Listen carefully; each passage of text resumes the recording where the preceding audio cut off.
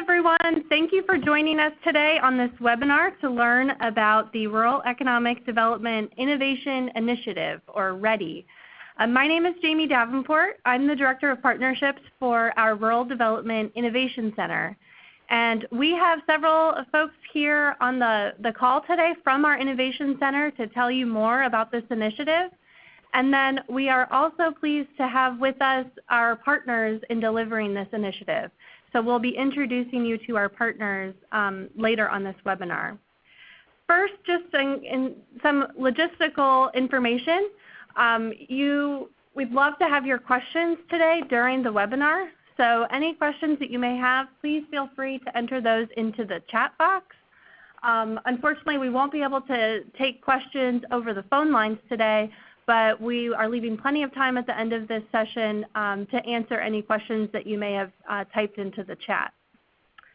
Want to first mention here our partners that are joining us on the call. We're going to hear from each of these great organizations today to tell you more about the initiative that we have offering economic development planning services to our rural communities. So we'll go over this all in much detail. But these are 4 great organizations that have 4 different delivery methods for supporting your planning needs in rural communities. And so we're recognizing that planning in rural isn't necessarily a one-size-fits-all need. And so we're excited to have so many different organizations with us to help deliver this effort. On today's webinar, we are going to give you a general introduction to what the REDI initiative is, how rural communities can apply for technical assistance through this initiative. We are going to introduce our partners, or what we call our cooperators. You'll hear from each of them directly. And then finally, we're going to talk about the process of applying for this technical assistance. So we're pleased to have so many of you on the phone today to learn more about this great initiative. First, I want to turn it over to Jackie Ponte-Lazarek. Jackie is our Chief Innovation Officer here in our Innovation Center. Jackie. Thank you, Jamie. And on behalf of all of us here at Rural Development, we want to welcome all of you here today. I'm excited that you're interested in this program and what it can offer you, and we're excited to bring you all the details on how you can get involved. My role here as Chief Innovation Officer encompasses a number of things, but I think it's important for you to know that myself and others here, we live, we work, we have dedicated our public service to advancing prosperity in rural America. That is what we do. It's in our name. We are all about rural development, and so the program you'll hear about today is very much another tool building off of successes over time. And we'll go to the next slide and talk a little bit about how this particular effort came to be. In 2017, in the spring of 2017, the President issued an executive order establishing an interagency task force on agriculture and rural prosperity. Our Secretary Purdue, led that task force, is the chair of that task force, and the work under it is housed here at USDA. And we're pleased to have it here. You can see from this slide that the work of the task force broke out into 4 primary tracks, and the one today where these opportunity for this planning assistance falls under quality of life. I've been here at Rural Development for 13 years. Before that, had worked at other agencies on rural issues, and if one thing is for certain, it's that no amount of money can solve a rural community's issue if the planning hasn't been done. The first start is really finding champions locally, getting that planning done, and for so many of our rural communities, finding assistance in being successful in that planning and making sure that you know what you're asking for, you know what you need going forward, and then you know where to go to get that assistance. So here at Rural Development, the Innovation Center is a service hub for all of the rural development programs across the country, and here in the national office, we're a combination of functions, everything from data analytics and evaluation, where we take a look at programs and investments to see their impact across rural America to help better tailor our programs to your needs. Our regulations management, looking at our policies across rural development so that we can have the best policies to make sure that you can get the most out of working with us. Our enterprise risk management group, looking at risks across the agency, and our strategic planning activities to make sure the agency is positioned to make the best decisions it can, again, with a goal always to serve you and rural communities like you across the country. Our partnerships group is leading this effort on these planning assistance today, and it's the heart and soul, I think, of our Innovation Center. And this is a group that works directly with our state offices, with communities, with partners like the ones who you'll hear from today, and with anyone who can help us advance the goal of improving quality of life in rural America. It's really important to us. It's not something we give lip service to, but it's something we work really hard every day to make sure happens. And as much as we've seen good investments and a lot of good progress across rural America, we know that there's more to do. And so today you will hear a little bit more about how you and your community can apply to get some of that very important assistance in planning and set you on the path to seek the funding you need, to seek partners that you might need to create and implement that vision you have for rural prosperity in your area. We're so pleased that you're here. We're pleased to be able to present this information to you. We hope that you will choose to apply through one of the cooperators. And to all our partners and cooperators out there, thank you very much. We look forward to working with all of you in the coming months. And I will turn it over to Jamie. Great. Thank you, Jackie. We are recording today's webinar, and we will make that recording available after the webinar along with the slides. Today is really our first outreach event for this initiative. So this is the first of what I expect will be many different touches back out to share information about this initiative and how to participate. So now I want to turn it over to Christine Sorenson. Christine is our Midwest Regional Coordinator on the Partnerships team, and she has been our primary lead on organizing this initiative. So Christine, I'll turn it over to you now. Thank you so much, Jamie and Jackie, for your leadership on this. So let's get started. Let's learn what REDI is.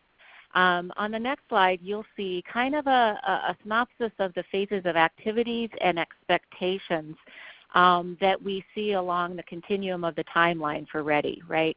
And so as the homework very much internally was done back in November and December. And then we've kind of slowly, I guess, definitely through the furlough, we've had to regroup, but are very happy to be at this point where we can launch this application phase out to you, the rural communities and the regions that are our audience for the REDI initiative. And so, of course, we are in that phase. The launch is as of February 11th. Applications are open. And that is a 2-month, 60-day period where applications can be received that you as champions, as Jackie said, as mayors and as executive director of nonprofits and economic development groups can get together, go through the application, find that team that can work together, whether that is as a rural community, whether that is as a region, and that can be multiple county. You make it what makes it successful. So at that, this is where we are, and with the deadline of April for that point. The help that's available to you is through the cooperators, and their contact information will be available. We also, as you know, rural development staff are in the field ready to work with you, answer any questions that you do have through the Innovation Center or within rural development staff themselves. We'll get you that answer. We'll be here to help you with the application if you need it. That phase is now launched. As we come down to the deadline of April, we're looking at the selections, and this will be done through an objective scoring process. It'll be done collaboratively, and we hope to have a quick turnaround, but we're saying April 2019, we should be able to announce those rural communities and regions that are going to be working with the cooperators for this assistance. We do want to reiterate that this is an opportunity for that technical assistance and capacity building support. This is not a direct grant to the rural communities. It's the opportunity to receive these services through our cooperators. So we're just very excited. And as you know, and you work within your state and community, that this kind of support and planning is so badly needed. And in the end, it makes us all that much more successful when we can put down a clear strategic plan with those strategies and objectives and implement them together. So as you see down that continuum, we've got the community regional planning process. This is a 2-year period of provision of the REDI. And so that would be ending September 2020. That would be the end of the 2 years that we have this as a planning process. We say, please, to be determined, because it depends on the cooperator and it depends on the support that will be given as to what this looks like. But just so you know, this is a 2-year time. Plan implementation and activation. That is, as we would say, the most important part, right? That as you've done the planning, you've done the time, you've got everybody around the table, all the right people around the table, that the implementation and the work begins on activating within your community. And just know that we always will be there to support. It doesn't end after the 2 years, that we're here to help you through rural development. As Jackie mentioned, within the Innovation Center, we are part of the partnership team, but there's also the data analytics team. So next slide.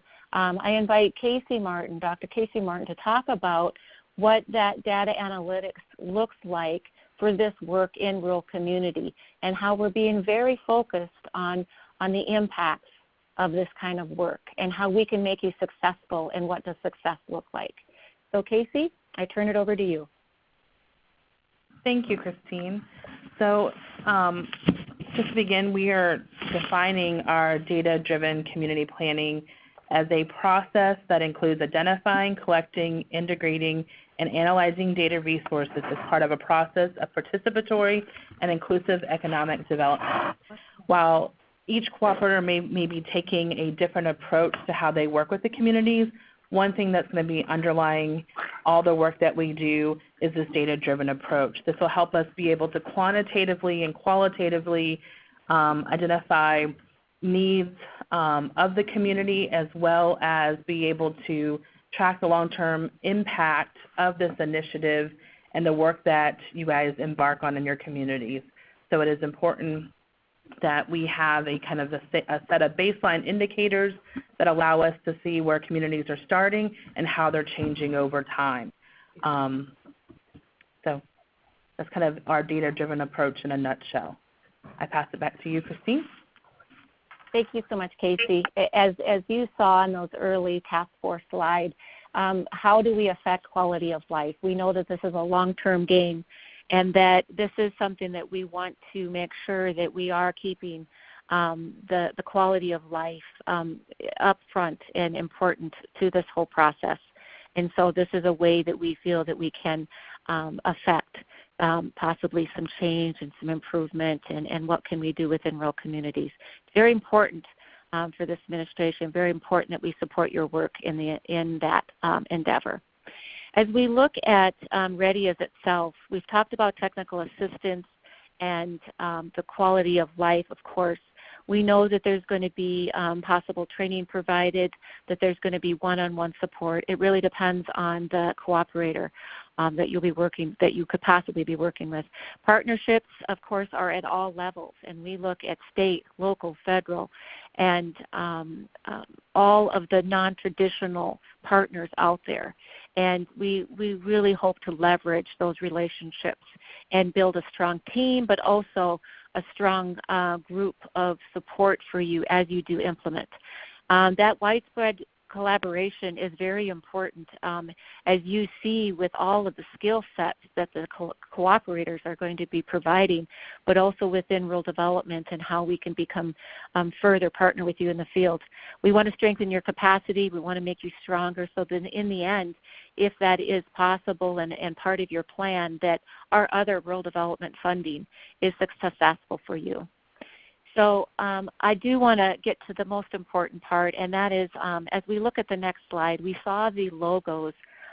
We want to welcome our cooperators to this webinar and introduce you to them. In collaboration, the National Association of Counties, Rural Community Action Partnerships, McClure Engineering Company, and Purdue University Center for Regional Development, and the University of Kentucky's Community Economic Development Initiative of Kentucky is looking at the possibility of working with you in the field. We are going to start out with hearing from the National Association of Counties, and I turn that over to you at this point, and welcome to the webinar, and we look forward to hearing from you. Thank you. Hi, well, good afternoon. Yeah, this is Jack Morgan, Program Manager here at the National Association of Counties, working with our community and economic development content area and portfolio, and it's a pleasure to join you all today, and we are excited to join as a cooperator and a partner on this new REDI initiative.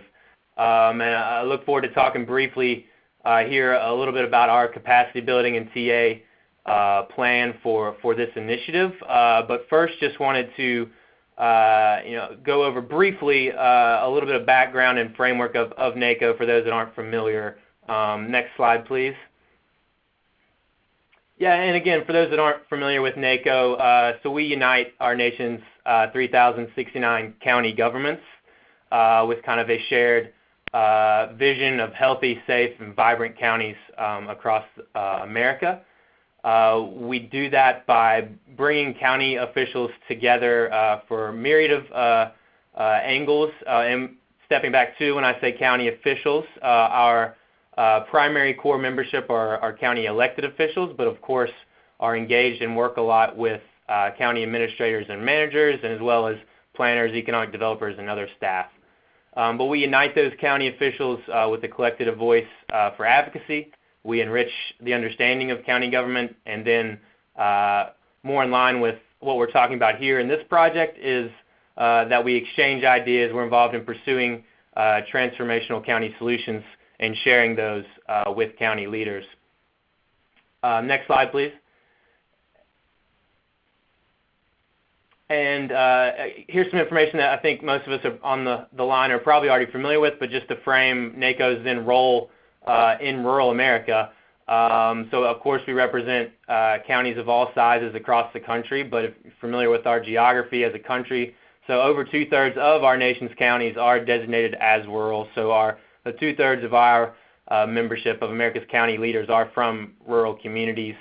And then of course, unfortunate challenges that these rural communities are hoping to solve is that, one of them being, 85% of our nation's persistent poverty counties are in rural America, and then county leaders are also struggling. They may not be persistent poverty, but they've often been economically reliant on one single dominant industry that's changing, such as mining or agriculture, etc. And we kind of have a voice of rural county leaders across America, and that's our Rural Action Caucus that will be looped into this project, particularly because they're pursuing rural broadband efforts in particular. Next slide, please. So moving more along towards back to our exchanging ideas and sharing transformational solutions. That really is what our department here at NACO does, and what we'll be working on, obviously, with this REDI initiative, and that's County Solutions and Innovations team, and our work primarily in peer learning and capacity building. And that's why we're excited to partner on the REDI initiative, particularly because we've done a lot of this content already, and particularly focused in rural America. We've engaged in a series of peer learning and capacity building workshops and challenge opportunities in rural America, in which county leaders and other stakeholders have formed teams to attend these small group workshops, where they exchange ideas in addition to hearing subject matter expertise. We really got really positive feedback from our members that it is that peer learning, though, the sharing of challenges, sharing of opportunities, sharing of lessons learned from America's county leaders in these activities that really proves to be a good model and feedback that we've seen. We've done these focused on rural creative placemaking and in rural communities that have been coal impacted, and how they can diversify their economies, both of which obviously directly relate to rural America. And our model here with these TA plans has not just to convene and have these folks leave, but that the whole time they're working on action plans that they can take home to their community and implement. So again, that's why we really are excited to kind of expand this model to across rural America through this new initiative. Next slide, please. And so a little bit about what we're excited to work on with this initiative. Again, kind of top level, we're hoping to bring together rural leaders to inspire them to think creatively and regionally about new solutions to local challenges, and then build that capacity. So empower counties to work together and not only think to the future and develop plans, but again to implement economic development plans and projects. And then of course, recognizing that county the economies don't stop at county lines. We really want to think about collaborating regionally. So we are partnering with our colleagues, the National Association of Regional Councils, NARC, on this project, and they wish they could have been on the webinar today, but unfortunately their annual conference is here in Washington right now, but they're excited to partner on this initiative as well. So we're asking and looking forward to working with county and regional leaders as they form teams to participate in this new peer learning network and training program. We will house these teams in 2 in-person convening workshops, the first being this summer at NARC's annual conference in Omaha, Nebraska. Then we will have virtual mentoring from each team will be assigned a coach or mentor to work with them after that in-person convening. And then we'll circle back again in 2020 at NACO's annual conference in Orange County, Florida. And then also, in addition to this network, we hope to really share, track those metrics, share the outcomes and case study examples from both this peer network and beyond to generate creative solutions and valuable lessons learned that will be replicable for rural communities across the country, and not just this peer network, and that can expand and live beyond this REDI initiative. Next slide, please. And so that's really our project in a nutshell. I hope I didn't take up too much time. Again, don't hesitate to reach out to me, Jack Morgan, NACO Program Manager. There's my contact information, and of course happy to take any questions. I believe we're doing questions at the end, so I will yield my time to the next presenter. Thank you so much, Jack. I really appreciate it. We're going to keep definitely have a scan of all these slides available if you wish, but I have to say that the application will have everyone's contact information on it as well. So if you do have the application, that'll be available to you. Next, we want to move to Alex from McClure Engineering Company. Thank you, Alex. Great, thank you. Hello, everyone. We can get into the next slide, please. So my name is Alex Holland, and I am the lead community placemaker at McClure. McClure is a civil engineering company which has been around for more than 60 years, and most of our offices are based in the Midwest, but we have completed work across the country. For the REDI initiative, McClure's placemaking team will be providing the technical assistance in partnership with a Chattanooga-based firm called cooperators. So McClure's placemaking team will have up to 7 staff members specifically focused on the REDI initiative, and I will admit that none of us are engineers. However, we use the foundation and resources of McClure's civil engineering expertise to conduct our comprehensive placemaking action plans. So our work revolves around 5 primary aspects, and they include workforce development, housing, small business development, entrepreneurship, and cultural amenities. Our overall objective for this initiative is to assist 4 rural communities in identifying and leveraging their assets to spur economic development, strengthen workforce pipelines, and build entrepreneurial ecosystems to capitalize on technological innovation. So ultimately, we seek to improve the quality of life for both current and future residents, as in support of the Rural Prosperity Report. Working alongside with USDA Rural Development and their Innovation Center, we plan to implement our technical assistance for this initiative through our proven methods, and they include community visioning and asset mapping, capacity assessment, full action plan, the core rural program, and implementation technical assistance. Next slide, please. So all of our placemaking work begins with the community visioning process, and we'll begin these visioning sessions with a diverse steering committee of about 15 to 20 leaders from each community. And this group will include local elected officials, business leaders, entrepreneurs, artists, college and high school students, etc., to be as reflective of the community as possible. Then, depending on the size of the community, we'll host 1 to 5 visioning sessions for the public at large.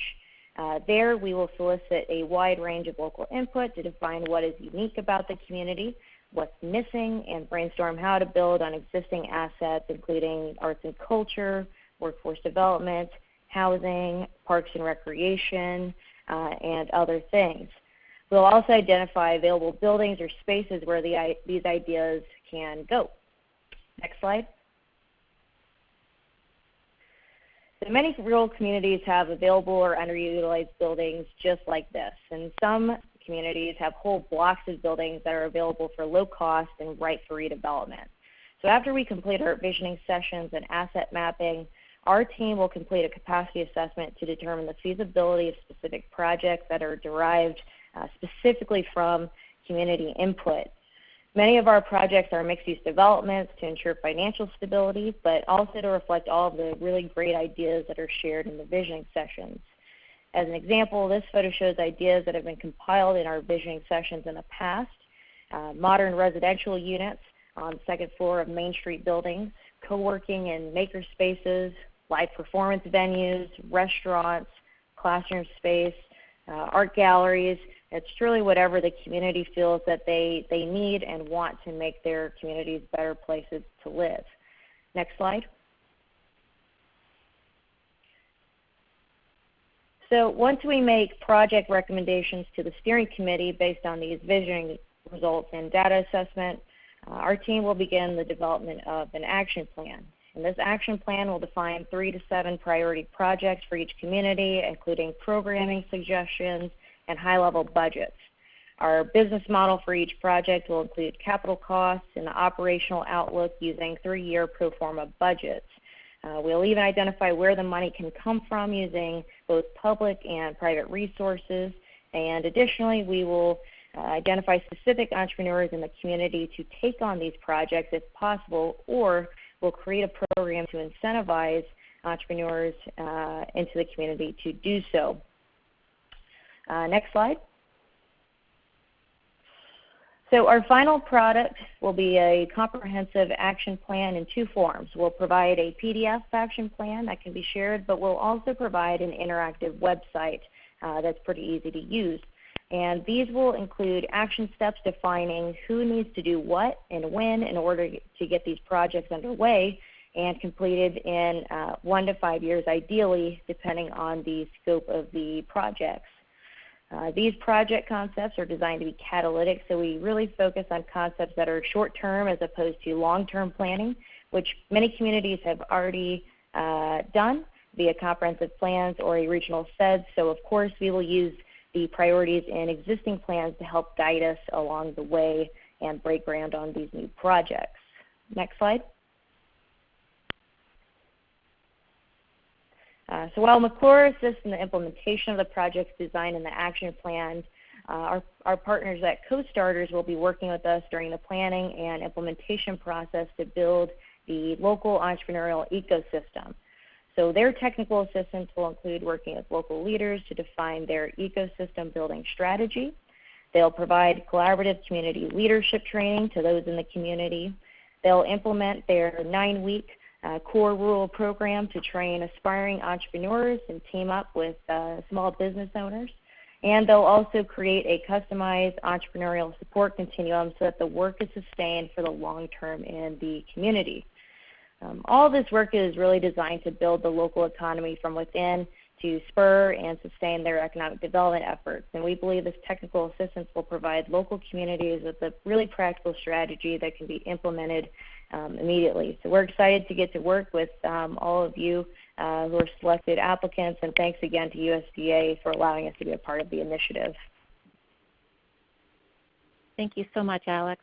Next, we're going to hear from Bo from Purdue University. Good afternoon, everybody. If you're in the East Coast and Central Time Zone, if you happen to be in the Mountain Time or Pacific Time, we want to say good morning to you. We're very, like everybody else who's spoken so far, we're very pleased and honored to have been selected by USDA Rural Development, by the Innovation Center, to be partners with them on this really important program, the REDI program. What I'd like to speak with you very briefly today is about the work that we're trying to do with regard to REDI, and it's really looking at regional strategies in the north, central, and southern regions of the United States. And I do want to recognize not only my Purdue University colleagues, but also my University of Kentucky colleagues with whom we're working collaboratively on this initiative, a really valuable partnership. So if we can move to the next slide, I'll give you a little bit of information about the geography. For those of you who are I suspect some of you are calling from both the north, central, and southern regions of the country, and this is a fairly familiar picture to you. But for those of you who may be in other regions of the country, just know that we represent, the two regions that have come together for the REDI program, represent 25 of the 50 U.S. states. I know Jack spoke earlier about some of the data with regard to rural. We roughly have 78% of all the non-metropolitan counties in the country are located either in the south or in the north-central regions of the country. And we have here, in terms of REDI eligible sites, I don't want to confuse any of you who are on the call. This is just for our program. We've identified, given the definition that USDA Rural Development has used with regard to the criteria.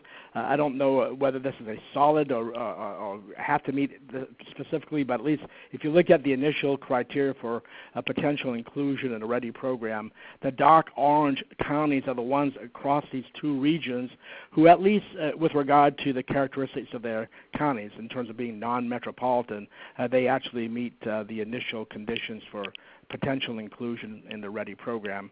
And so we want to kind of give you a little schematic of how that looks visually with regard to our two regions. If we can move on to the next slide, I'll tell you a little bit about the DNA of our proposal.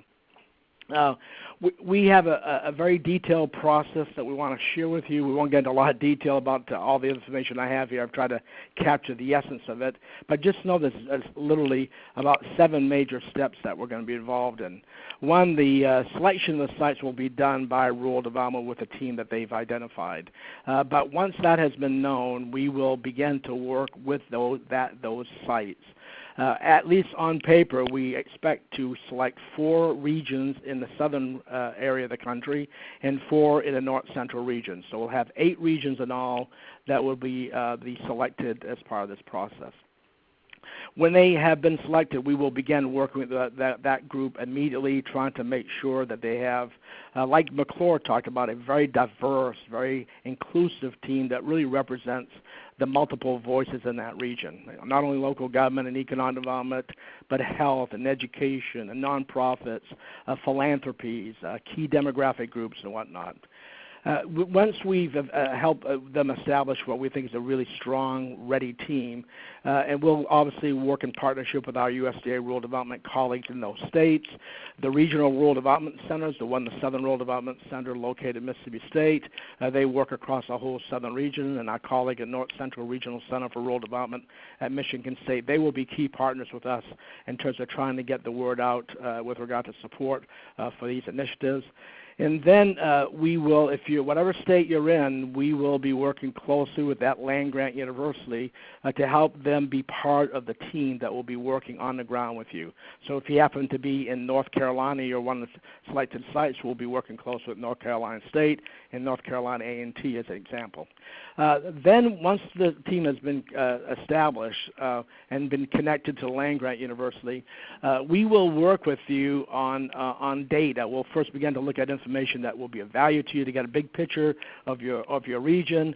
We will then introduce the 5 themes that was reported already by our Innovation Center colleagues with regard to these 5 major themes that are part of the Agriculture and Rural Prosperity Task Force. And that is the hope of honing in a little bit on, out of the 5 themes, are there 2 or 3 that you really are mulling over that you think might be really a good fit with some regional strategies?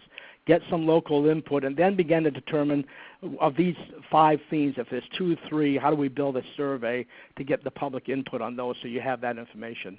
Then, and the third step is we will do on-site in your site an in-depth 2-day workshop to provide you kind of additional tools to work effectively as a team. And we have a fairly well planned out 2-day workshop identified. But when you come out of that plan, out of that 2-day session, you will have you will have selected the themes that you want to focus on and begin to look at steps for beginning to build the REDI plan. And that's what step 4 does. We'll give you the tools to help build that plan and use the resources that we have both at Purdue and Kentucky and some of our land-grant universities in terms of what are some of the specific programs that might fit into whatever thematic areas you've embraced. Then, as like all things that need to be vetted, we want to see how we might help you get public input on that plan and hoping of refining that. So if we think that public input and buy-in is critical, to be able to ensure that people who are critical to the success of that program, not only your team, but a broader array of people and organizations behind it as well. And then you'll finalize that plan. And then in step 7, work with rural development, with some of our state agencies, the state agencies that are part of, if you're, whatever region, whatever state you're in as part of a regional group. We're going to try to identify some funding opportunities to help put some resources behind the plan that you have, in fact, developed. Then finally, we will build some evaluation metrics with you. I know the Innovation Center has plans to really build their evaluation metrics and their data-driven activities. We will work closely with them. But the intent is to kind of give you the measurements you need to really be able to demonstrate the impact that your REDI plan has had in that region and really moving the needle in whatever specific thematic areas you've chosen. So if you go to the next slide, it's just more of a reminder, well, what are those 5 themes? Again, it's the issue of e-connectivity. It could be broadband, obviously. How do we build a rural diverse economy, looking at technology and innovation, the rural workforce and quality of life, placemaking and other related things that relate to housing and health and whatnot. So we have programs both at Purdue and Kentucky that could help align with each of these, but we also have obviously access to things that rural development and others across the country may be doing that might be a really good fit with your 5 thematic areas. And I'll go to the last page and just to give you a little sampling of who our major core team at Purdue and Kentucky are. We have myself, which is Bo. Michael Wilcox is my colleague at the Purdue Center for Regional Development with Purdue Extension. Indranil Kumar is at Purdue Center for Regional Development as well. Probably one of the best persons you've ever find in terms of providing outstanding data analytics with regard to your region. Roberto Gallardo is our broadband expert, so if we go with e-connectivity, Roberto is going to be really backstopping a lot of our work on the broadband side. And Allison Davis is our colleague professor at the University of Kentucky, a great person who knows a whole lot about regionalism, and so Allison would be part of our team as well. So with that, I think that is all, and I'll turn it back over to Christine to introduce our next speaker. Bo, thank you so much. As we move on, we'd love to hear from Nathan from the Rural Community Assistance Partnership. Thank you, Nathan. Well, thank you again. This is Nathan Ola, the Executive Director of the Rural Community Assistance Partnership, or RCAP. Here on behalf of RCAP and the national network that we have, but also the 12 partners that we have as a part of this larger project. RCAP is a national nonprofit that was historically funded and founded to help provide access to safe drinking water to rural communities across the country. That work still continues today, but we also do quite a bit of work around economic development and entrepreneurship, disaster recovery, and a number of other areas focused on building capacity at the local level. By participating in REDI, we're expanding economic development assistance with 12 partner organizations in total. This coalition will deliver technical assistance to selected communities using WealthWorks, which is a community-centered model that has transformative impact on rural communities. The approach emphasizes increasing local ownership and connecting local assets to real market demand. And this model can complement or incorporate traditional economic development methods, but intentionally is focused on creating more value that becomes rooted locally in the rural communities we're working with. Next slide, please.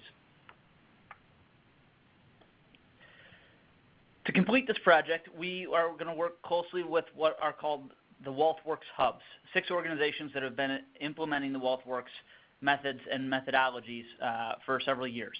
Those 6 hubs include 2 of RCAP's existing partners, RCAC, the Rural Community Assistance Corporation in the West, and our southern partner, Communities Unlimited, but also includes the Central Appalachian Network, Community Roots, Region 5 Development Commission, and the Rural Development Initiatives. These partners will work to drive economic development planning efforts and expand the WealthWorks model to additional communities across the country. The states that these partners serve are listed on the map that you see here. And through RCAP's Midwest partner, the Midwest Assistance Program, we will have additional capacity in year 2 of the program to serve a couple of communities in the Midwest Great Plains area. RCAP is also partnering with the National Association of Development Organizations Research Foundation, known as NACO, to facilitate connections with economic development districts and utilize their background in comprehensive economic development planning efforts and connecting that with the WealthWorks initiative. We are also partnering with the Aspen Institute's Community Strategies Group to lead online resource development so that communities that do not have direct hubs in their area can still access the resources and the model effectively. Next slide, please. RCAP will be utilizing its own regional network to scout opportunities for the expansion of the WealthWorks model. We will be able to utilize those folks that we have on the ground in every state, including Puerto Rico, to look for communities that might be ripe for this type of project or opportunity. 2 of our regional partners are already WealthWorks hubs, as I mentioned earlier, and will be utilizing their skills and expertise to educate our technical assistance providers currently working across the country on how this work intersects and how to look for communities that might be ripe for this opportunity. Next slide, please. WealthWorks' value chain approach is a self-sustaining, distinctive economic development model composed of 3 parts. First, a WealthWorks coach or value chain coordinator and key representatives from different community stakeholder groups will explore a community or region's assets along 8 forms of capital. Based on that assessment, the coordinator and community members will explore where demand might be given how wealth is currently concentrated or created in that community, ultimately with the goal of identifying market opportunities for that community. Then the work begins to create the actual value chain, bringing a product or service to market to meet demand using local stakeholders. The WealthWorks websites, wealthworks.org, details how value chains are working in Arkansas with the bioenergy, with wood products in Appalachia, and with the textile industry in North Carolina, and many more. Please feel free to go to the wealthworks.org website to learn more about the existing WealthWorks hubs and the work that's happening on the ground. Next slide. The WealthWorks approach is designed to produce and sustain the following outcomes: a more self-reliant and robust local economy, increased upward mobility, and through improved livelihoods of lower-income people, firms, and places, wealth that sticks because it's locally owned, controlled, and reinvested. It looks to create new economic drivers in a region and shift an entrepreneurial mindset that sees opportunity, takes risks, and supports the creation of jobs through vibrant local businesses. Next slide, please. Finally, we wanted to share with you that this project has 2 elements: economic development planning and plan implementation. We hope to be able to take communities within our 25-state footprint through the planning and implementation process, though recognizing that every community will be at a different stage in that planning process. We also don't want lessons learned to be lost and have built a success story sharing component into this project, a National Learning Summit in year 2 of the REDI program. The Aspen Institute will also be expanding an interactive tool for communities interested in this approach when hub resources are not directly available in their region. And the NATO and RCAP partnership will continue to look for communities across the country that are ripe for this opportunity and help educate them on what the opportunities through the WealthWorks hubs might be. Thank you for the opportunity to speak about this aspect of the REDI initiative, and we're happy to take any questions at the appropriate time. But once again, thank you again to USDA and all the partners through the REDI program. We're looking forward to working with all of you. Thank you so much, Nathan. As we move on, we just really appreciate all the connections and collaboration that has happened to date, but most importantly, the work in the field that we can start launching REDI. So thank you to all the cooperators for your time on this, and we just look forward to the next step.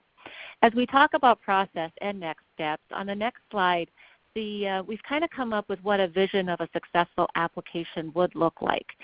We would like to break this down for you. And as we said, initially, we won't be going step by step through the application process through this webinar. Through this vision, we can break it down, but just know that, as we move forward, that there will be staff and cooperator staff that can assist you if you do have questions on any single item on that application. So a successful application will demonstrate a strong rural focus. As we've initially said, we are looking at, as aligned with Rural Development's mission, communities under 50,000 population. Through the application, you can definitely define, and there is a link that can help you define that. Secondly, the capacity to participate in the planning and implementation of economic development strategies. Through the application process, we hope that your first step will be to kind of engage and fill your table, is how we say it, in regard to a planning team. A team that includes leadership within your community and region, that includes those sectors, whether they are economic development or housing, age groups within the demographics of youth and elderly, that you do fill that table so that it can be kind of a collective voice, and to start out with a collective application for REDI, and that would be a strong application. The next is a robust and inclusive partnerships. As you look across your region or rural community, who are your partners? And this can be in the form of those letters of support. That is a thing to add to your application, would be those letters of support. We did not supply a template. We want this to become from your partners as potential support and stakeholders to your application when you do send it in. And so that's a very important part of that. And an understanding of regional issues and assets. On the application, you will note that it's not that we want you to get into specifics in the data. You don't need to know all the answers when you apply, but just to have a really nice snapshot of what you think are the issues and assets. How can we build on the assets that we know of today for the whole process through REDI? So this has been given to you as a vision of what a good application would look like. It's definitely broken down in the application itself. So as we go to the next slide, let's get to logistics. The one-page letters of interest, they are emailed to this email address. We really want you to note that these are not a requirement. If you do not do a letter of interest by that date of March 8th, you can still apply. But for our own purposes, we'd like to really see the interest out there to make sure that we are covering the nation in regard to our outreach and marketing. And so if you were doing your math, and you were adding up those rural communities and regions that are going to be served by the cooperators, we are talking possibly 40 to 60 possible touch points for REDI. So we know that this is going to be a very competitive process. The interest is high, but we do want to make sure that our marketing and outreach happens within those 60 days to reach everyone that is in need of this assistance. Secondly, the application itself and those letters of support as attachments. are emailed in one complete file to that same email address, and then with a deadline of midnight your time, April 5th, 2019. Of course, please ask questions and assistance, technical assistance prior to that time so that we can help you complete an application. It's very important to this process. As you look at the next slide, we talk about the scoring panel, which will be a very collaborative effort between the cooperators and rural development staff. It will be on a competitive basis through an objective scoring. We know that the cooperators cannot assist everyone that applies. This assistance will be given at no cost. So as we discuss this, the grant itself is to the cooperators, and then this benefit, the technical assistance and capacity building support, is given in the supportive services to you as a rural community and region. If you've got questions we've already identified, please let us know as you go through this kind of application. So as we would say and fulfill the need for you as to next steps, in conclusion, fill your table, connect with your leadership, find the folks in the room that need to help make this decision, should we apply, and what does that application look like. Identify those strong leaders for the application for these services, primary and secondary contacts. And then, of course, start talking to your partners, and if that is in the form of letters of support. As we know in past initiatives and programs, letter of support can take some time. And, please start on that early if that is something that you'd like to do. By getting those letters of support, you're really getting buy-in from the very beginning. And as we have found, and as we said, other initiatives, getting that buy-in and commitment is very important for the success of this initiative, and we want that to be successful for you. So as I said, let us know. We've got some contacts definitely available to you through the application process. Scott, I'd like to open this up for questions at this time, and if you've got any in the chat room, thank you. Sure, thank you, Christine. So I'm just going to run down the list here, and we got a couple good questions. I want to encourage our participants on the line to continue using the lower left-hand chat feature. And while we have our experts here in the room and, of course, our cooperators. So thanks again. So does USDA have a referral process for investors seeking rural opportunity zone projects? And I'll just leave it to the group, whoever wants to jump in. So through rural development, as we get further direction through the opportunity zone process and what that looks like in the states, we know that within the states, it's a very state-specific because of the designation that happened through the states. So one thing that we have talked about is how can we leverage this assistance in those opportunity zones that have been designated. So it's on our radar. We definitely want to be cognizant of that, and that this could be a possible way for planning assistance to happen in those opportunity zones as well. Great, thank you. And can you mention the specific date of the deadline in April for us, please? Yes, April 9th. Great. So if your state does not have identified a value chain development agency that's listed, who provides this service? So that is an interesting thing because, and I did want to point out that as you heard from all the cooperators, the menu is going to be different and that the services will be different and then areas of the region will be different. So it's most important that as you apply for REDI, that you represent your region and rural community to the best of your ability so that matching, your need can be matched if you make that final REDI assistance through the scoring process, that those can be matched with the correct need. So that we're kind of going to do that on that back end, right? You apply for the assistance, and then we hope to match you with the most important and REDI cooperator that can assist you to the best of the ability of how many numbers we get in. As I said, we're looking at possibly 40 to 60 that can be receiving this assistance. And this is Nathan Oley from RCAP. I would just say if there's a community that's interested in the WealthWorks model that doesn't appear on the coverage map, don't hesitate to fill out an application, because there's online resources and potentially other areas that we could work with you on to try and make sure that you've got access to that model. Thank you. So can the REDI program assist communities by funding opportunity zone development plans for rural communities?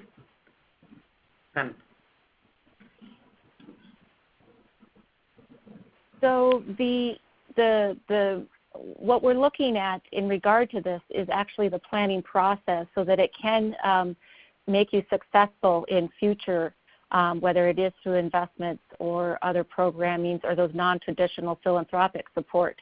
So that is our hope, and I recommend that if you have some specific investments in mind, that is part of your implementation plan of the strategic planning process.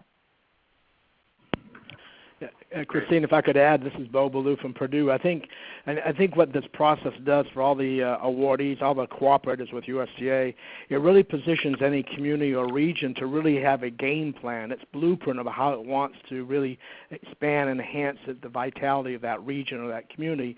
And opportunity zones would be potentially one ingredient to that if they happen to have an opportunity zone that's embedded in their community or their region. So I think it's a real difference about having that community be in the driver's seat and be able to really identify strategic investments that really are aligned with the vision that people in that community have for it or in that region. So I think there's a potential good fit with regard to opportunity zones. Great, thank you. So would this program be applicable for technical assistance to a small city with rural neighbors who are interested in developing an economic development organization? So we have found that through our previous initiatives that just the very act of convening has been a very important part of a regional success.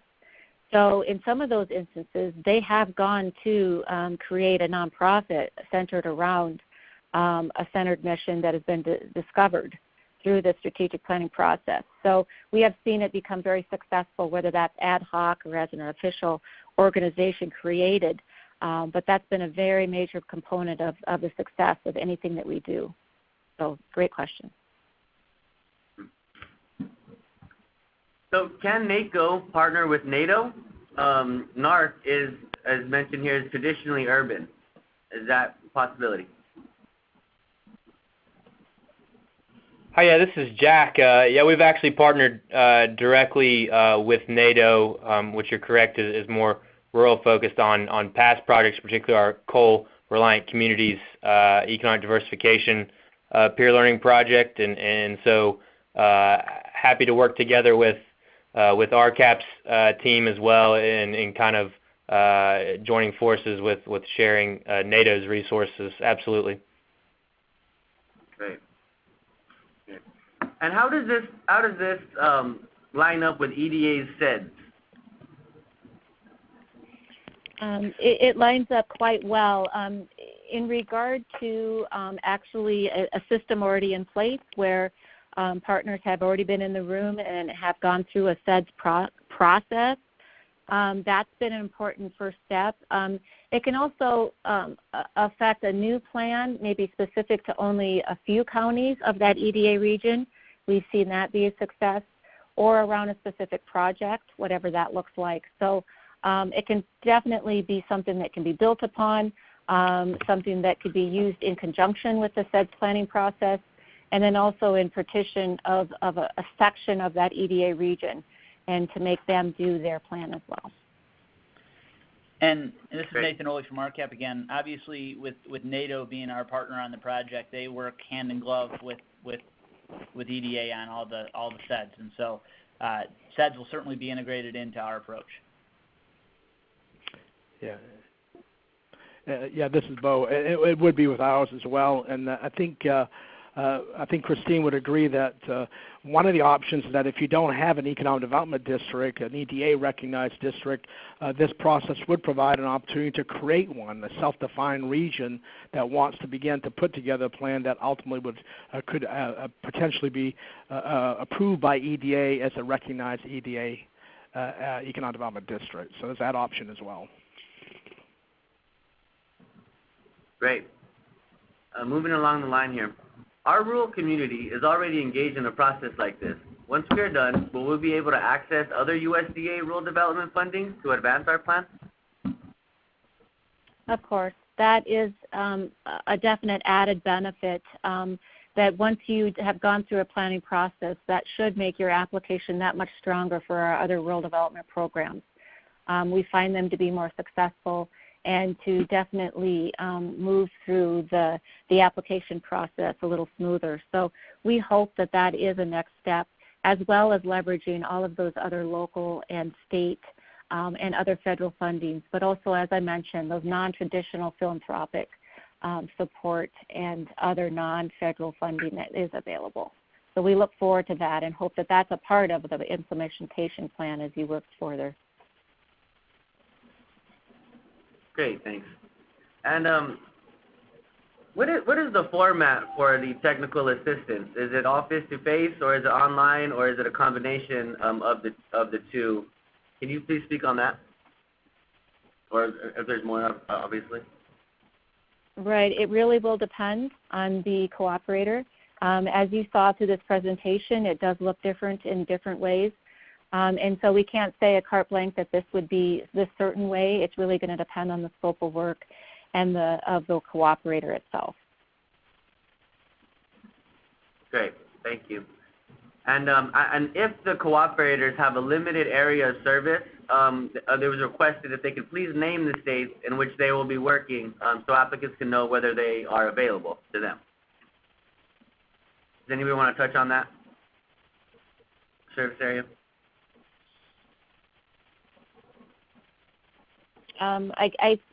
We could possibly put together a list, cooperators. Is that something? I believe that would take quite a bit of time if we looked at all the states.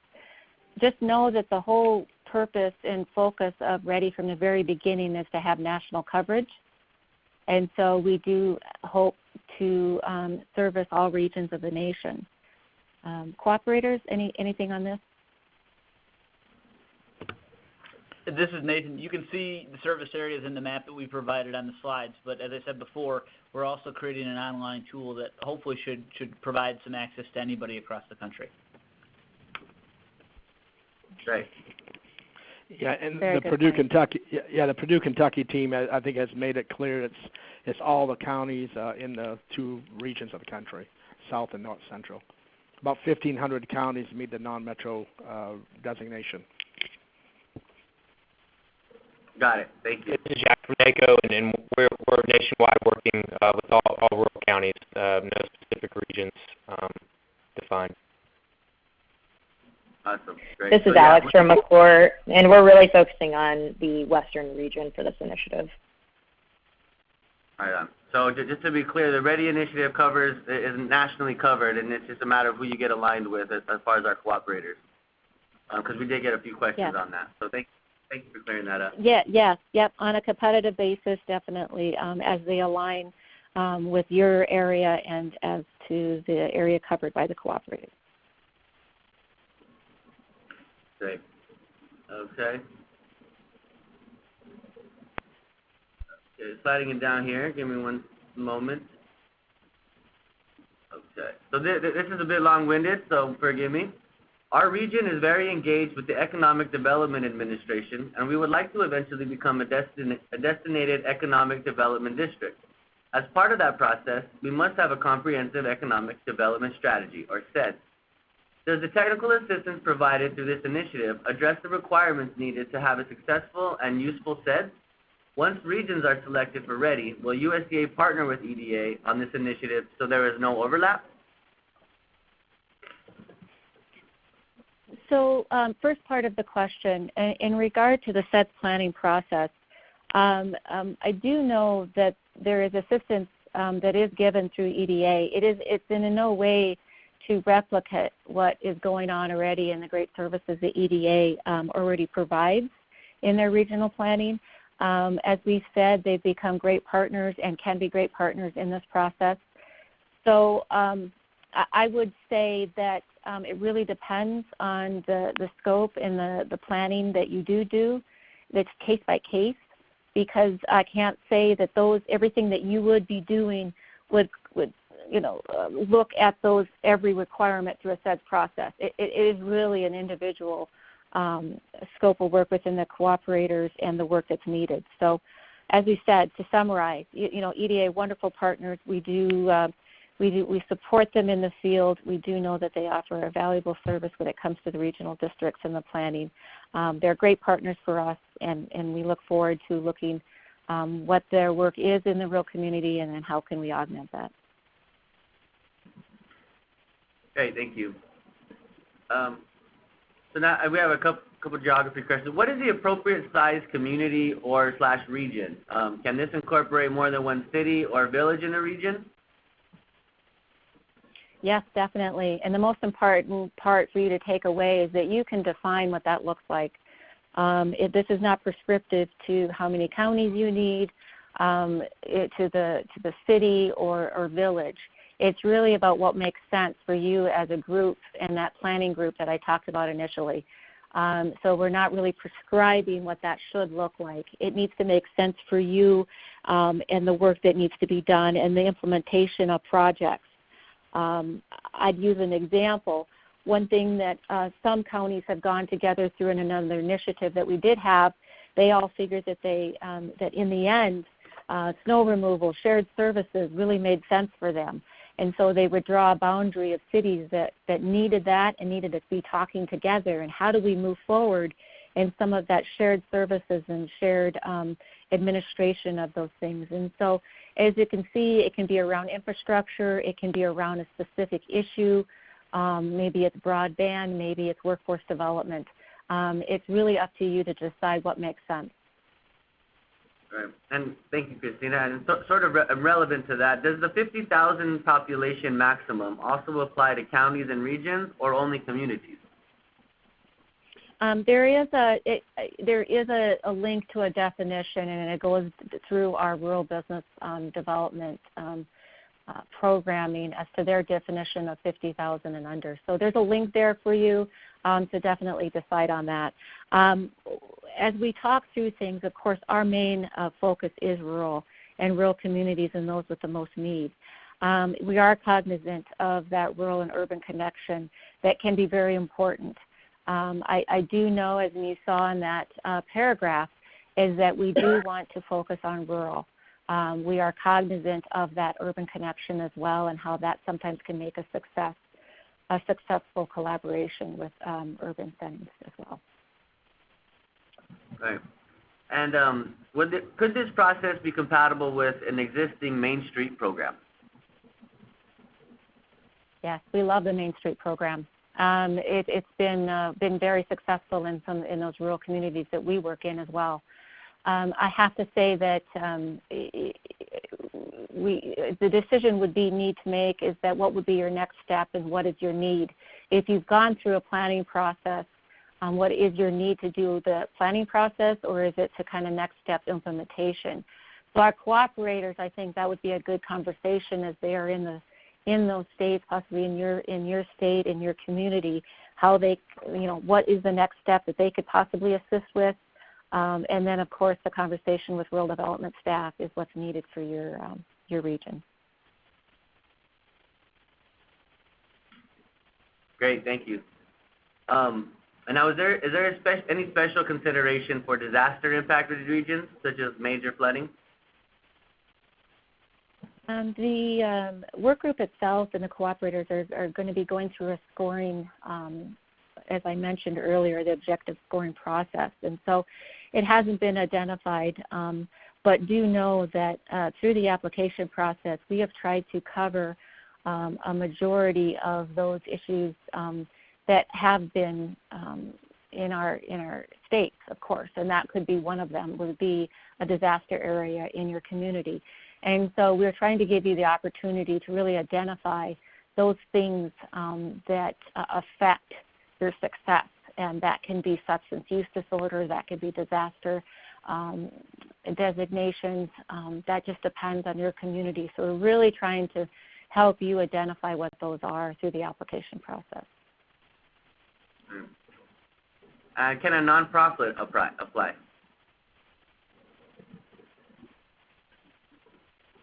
I think that a nonprofit would make a great partner. It really depends on the structure, meaning it really depends on the structure. I hate to say yes or no. They should be definitely a partner on the planning team and the structure that's put forth through the application. Some of these questions, if I don't answer them to your betterment, then please send them separately, and we can kind of discuss what your distinct situation is. Sure, great. And would applicants apply directly to one of the cooperators, or will the cooperators be assigned to a community/region by the panel? How do they get sorted out? Yep, so that would be through that scoring process that I talked about. That would be after all the applications are received. And if you do want to go back up, a good slide, Scott, if you want to go back up to the logistics slide, let's put that up there for everyone to see as we're talking here. And so that is the way to, as we all discussed as a team, collaborators, cooperators, and RD staff, that one specific email address for the applications to be received. I do want to say that I misspoke, and it is April 5th as the deadline, as it's noted here. I got excited and said wrong date. So it's April 5th, 2019, and this is the way to apply. The scoring process will be done after all applications are received. Thank you, Christine. Let's see. Is there a quote-unquote ideal amount of counties included in a region?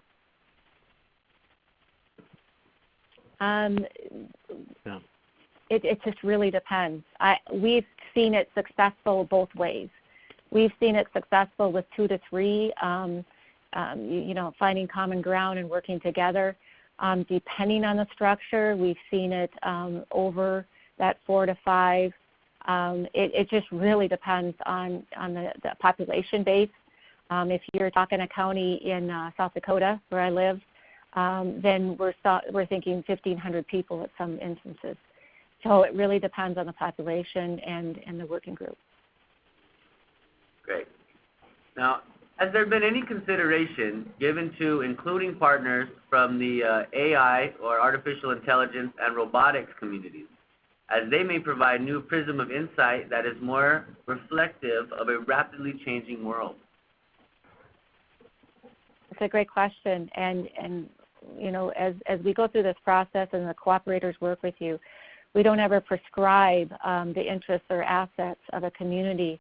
And so if that is an interest of your rural community or region, we please wholeheartedly, bring that up in your application as a possible sector or something to look at that would become something that you as a region could work on. Great. What types of quantitative data do you recommend we gather in support of applications? Casey, I'm going to defer to you on this. I'm sorry, Christine. Casey has just stepped out. Okay. So in regard to the quantitative, such as the data, maybe that's demographic, or that is in regard to just really in regard to your sectors and your growth, even down to your comparative advantage, whatever that looks like, those things can be put together. We do know that our whole purpose is to increase capacity in your rural community. So we don't say that we don't prescribe that you need to have all the answers and all of that data up front. I think that would be a good question if you're interested in a certain cooperator or with the cooperators that have talked in regard to your region. But as we said, we're hoping that this application can be put together at whatever level of data integration you are at. Great, thank you. So are the letters of support just a support letter, or does it need to be a letter of commitment? So through the application process, you'll see the commitment really comes from the group, the table that we talked about, the planning team. It's that commitment that you'll put in the time, or that you will work further through an implementation, whatever that was. That commitment part is where you'll initial on that application. Now, really in those letters of support is really for your partners and stakeholders. It's also a way for you to engage and educate within your communities, so that as your tiny team are working on this, that maybe it is also the EDA organization that is kept informed, and that they know about what you're planning, and that conversation can happen. It really helps you support a strong application, and helps you start that conversation around a good, of course, first step forward for this kind of work. Great, thank you. I just want to announce that we will have a link to the application, and we are recording this presentation, and the slides will be available shortly after. Yeah, we will. We'll be emailing all of the participants on today's webinar with a copy of the slides and the recording, as well as the link to the application. It'll take us a few extra days to get the presentation itself posted publicly, just so we can go through and make it 508 compliant. But in the meantime, we'll email the group that's assembled here today and provide you this information. Great, thank you, Jamie. So if you are already launching a WealthWorks program with a technical assistance consultant and an RBDG grant, can you utilize this REDI to continue implementation further?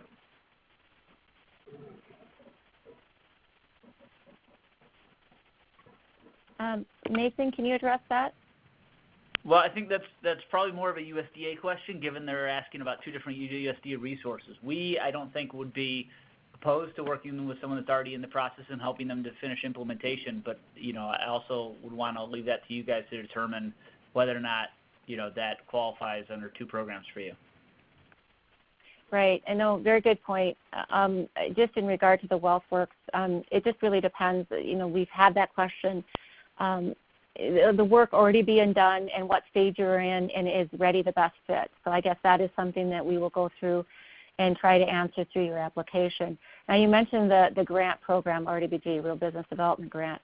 It just really depends on what that purpose of your grant is. Of course, it can be used for many purposes. So that's more of an individual question. Definitely send it to us, and we can kind of look through that. Only being said that, as I stated in the beginning, it really depends on what stage you're at, and that if this RDBG per se is for you to do some technical assistance and training to an ultimate recipient per se, then is REDI the best fit for you? So let's talk that through, and send us that question. Thank you.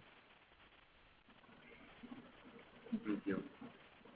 So how does a Stronger Economies Together, or SET designation, factor into the REDI application scoring criteria? Or does it? Yep, it's going to be case-by-case basis.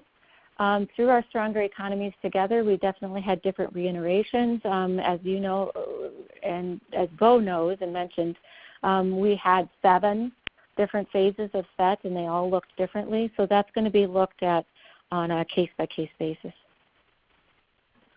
But Christine, this is Jackie. If you were part of our SET program, you don't get any special priority in this program, correct? No. We would say that that if there was a need for planning, and that support has already been given, that we would really like to cover those rural communities that have not received the assistance prior. The caveat to that, so I will go into more detail, is that SET 1, 2, and 3 looked a lot different from 4 to 7, and so we can't say that it's going to that would look the same for you. That planning assistance looked differently than in SET 7, so that's where we're kind of at that case by case. Thank you, Christine.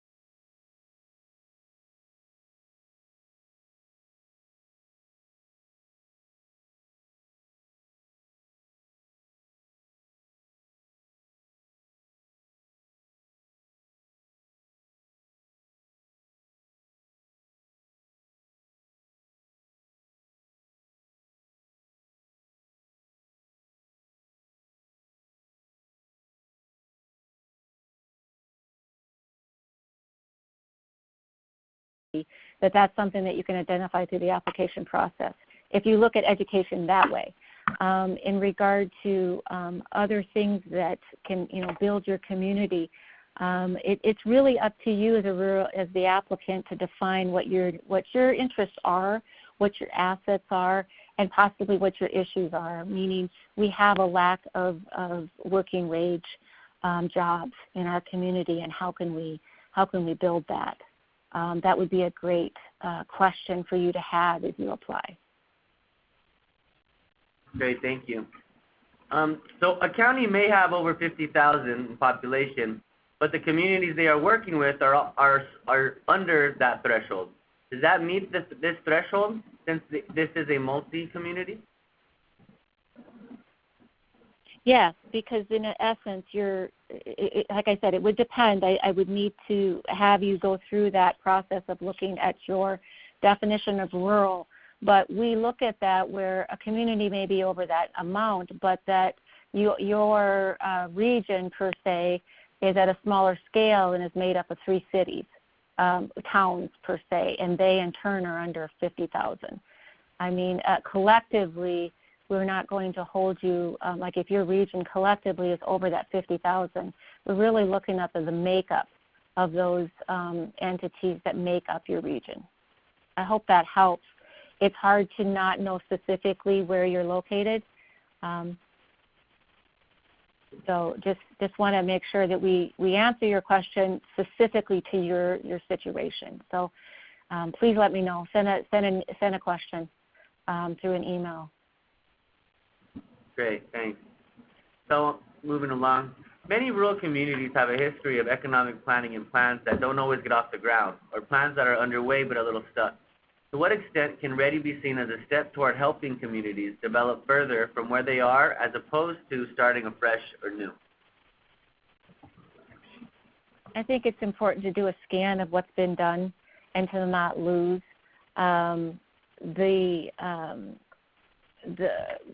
what's been done, and most importantly, the worst thing you can do to a partner or to a community member is to say, hey, guess what? We're going to do a planning session. Please show up on Friday.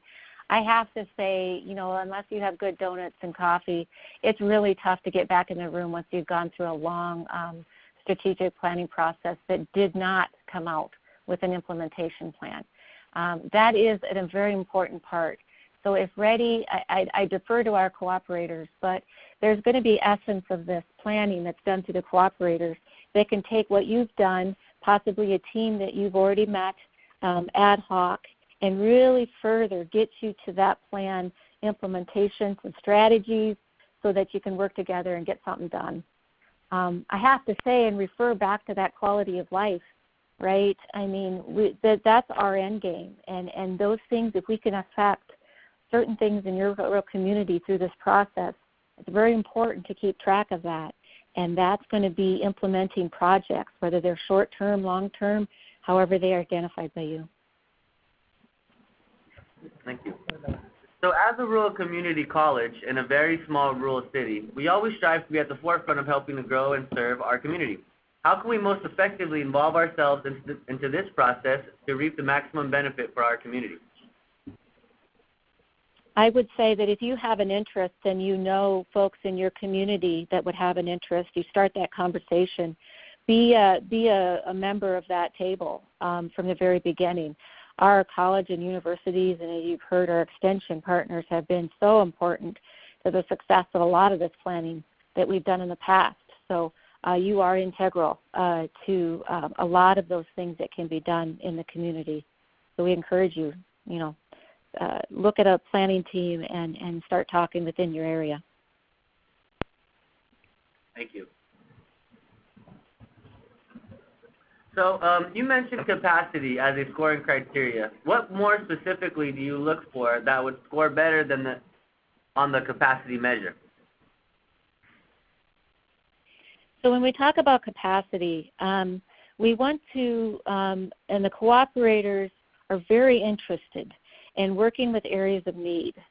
And we haven't specifically, and there's going to be differences in scope of work, but as at areas of need, we have a continuum that sometimes we look at, and those are those early rural communities that really have low capacity, that have a hard time filling out a rural development application, or that they really have a hard time. They're a one-person city auditor, right, or city administrator, secretary that does everything. And so at those very steps all the way to the right of full capacity, ready to enact large-scale investment projects, we know that there's a different scale of what that looks like. So when as you mentioned in this question, as you score on this, we really want it to be ready assistance go to those folks that are willing and able, have a strong team, and are able to step forward in this process. So while we can't quantify that for you, it's important through the application process that you show this full support of the work and the people around the table. I hope that helps. Sure, it did. Thanks. So the last Farm Bill included set-aside dollars and/or points for RD funding applications that furthered regional plans, such as SEC-D. Will those set-asides or /points be available for REDI regions in the new Farm Bill or otherwise? Yes, you're referencing our Strategic Economic Development, our SEC-D initiative at this point that gave priority points to 4 of our programs. And so at this point, we do not have direction on that as to what that looks for fiscal year 2019. In theory, if we get further direction in our move forward, then a REDI plan would be something that could be used to support a project, individual project that you would like to apply for. In the future, we know that in the new Farm Bill, we're seeing additional language around this. So I guess in essence, stay tuned. We always recommend to be, excuse the acronym or the pun, we always recommend to be ready if this does move forward and that additional points are looked at in the future. Because, it's all the basis. SEC-D is based on strong applications for our programs. They're based on a strong regional plan. So just kind of keep that in mind. I know we're running out. We've got 1 minute, Scott, before the end of this webinar. Please know that you've got our email addresses. You can send in these questions. It's very important to know that we've got staff ready and willing within the field that we can assist with that. I'd like to leave this to the cooperators. Is there any final statements or anything that you'd like to add?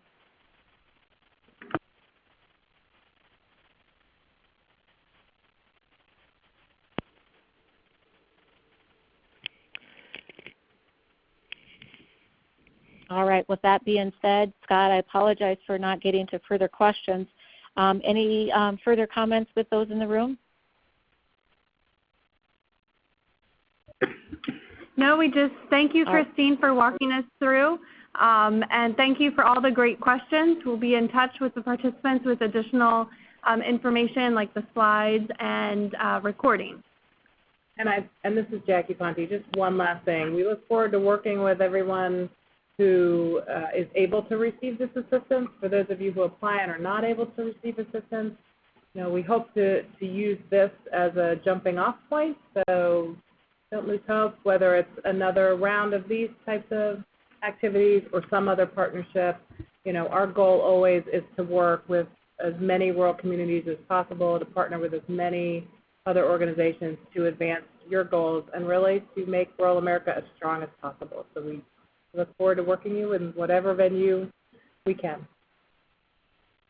Great, thank you. And this now concludes this webinar.